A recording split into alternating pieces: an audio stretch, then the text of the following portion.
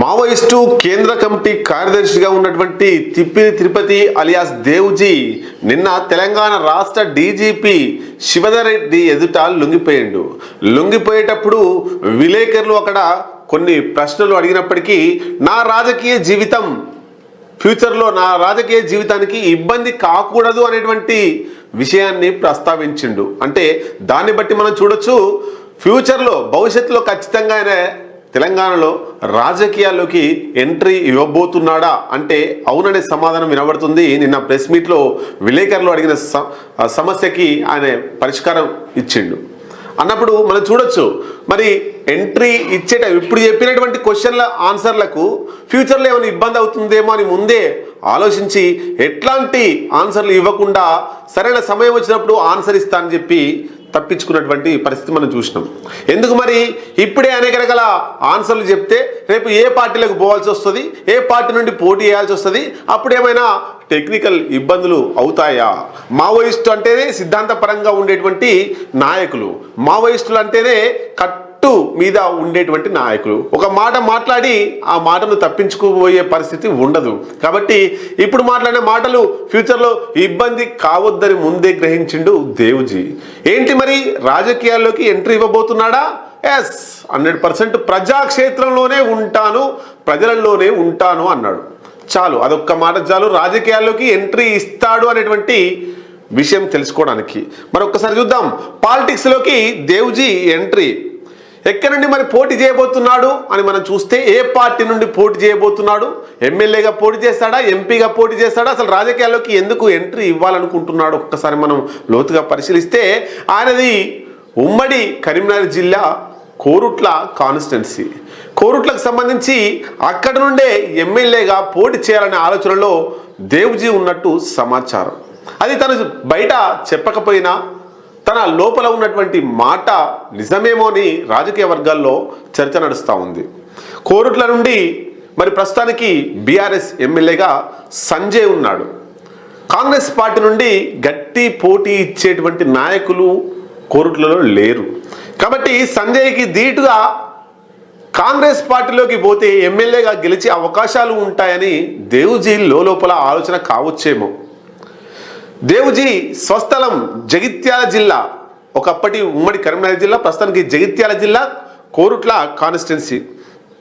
కోరుట్లలో దేవుజీకి చాలా సంఖ్యలో, భారీ సంఖ్యలో ఫ్యాన్స్ ఉన్నారు. రాష్ట్ర వ్యాప్తంగా, దేశవ్యాప్తంగా, అట్లాగే కోరుట్లలో ఎక్కువ ఫ్యాన్స్ ఉన్నారు. డీజీపీ ఎదుట లొంగిపోయిన దేవుజీ రాజకీయాలకి ఎంట్రీ ఇస్తేనే బాగుంటుంది అనేటువంటిది ఆయన సహచరులు కూడా, ఆ ఊరి వారు కూడా, ఆ కాన్స్టిట్యున్సీ వారు కూడా కోరుకుంటున్నారట. తెలంగాణ పాలిటిక్స్లోకి ఎంట్రీ ఇస్తాను కూడా చెప్పకనే చెప్తున్నాడు. త్వరలో భవిష్యత్ కార్యాచరణను కూడా వెల్లడిస్తానని చెప్పాడు. నిన్న సరెండర్ సందర్భంగా సంచలన వ్యాఖ్యలు చేసిండు దేవుజీ. ప్రస్తుతం కోరుట్ల ఎమ్మెల్యే సంజయ్ మీద వచ్చే అసెంబ్లీ ఎన్నికల్లో పోటీ చేసే ఆలోచనలో దేవుజీ ఉన్నట్టు సమాచారం. దేవుజీ ప్రకటనలో గులాబీ వర్గాల్లో చర్చ స్టార్ట్ అయిందట. పోలీసుల ముందు లొంగిపోయిన మరో 3 నేతల సాక్షిగా ఆయన రాజకీయాల గురించి ప్రకటన చేసిండు. మరి మావోయిజం వదిలిపెట్టి మరి ఏయిజంలోకి పోతున్నాడు అనేటువంటిది మనం ఒక్కసారి చూస్తే, తెలంగాణ డీజీపీ ఎదుట లొంగిపోయిన మావోయిస్టు అగ్రనేత తిప్పిరి తిరుపతి అలియాస్ దేవుజీ పోలీసుల సమక్షంలో చేసిన వ్యాఖ్యలను సంచలనంగా మారాయి.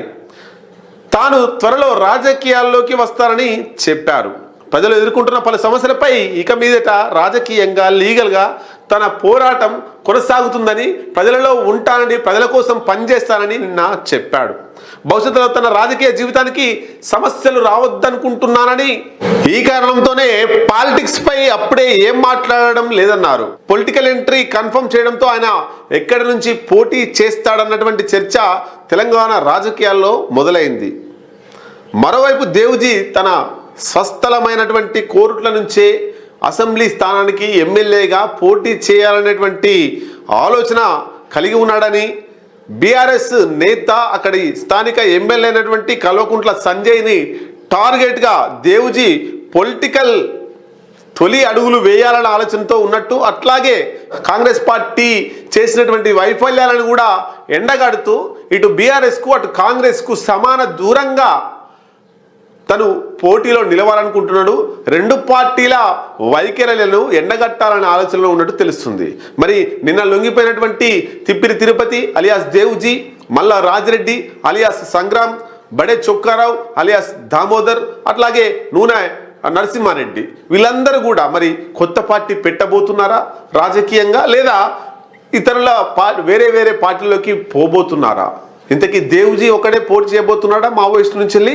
ఇంకా అనేక రకాల నాయకులు కూడా గతంలో లొంగిపోయిన వారు వేరే వేరే పార్టీలలో ఉన్నారు.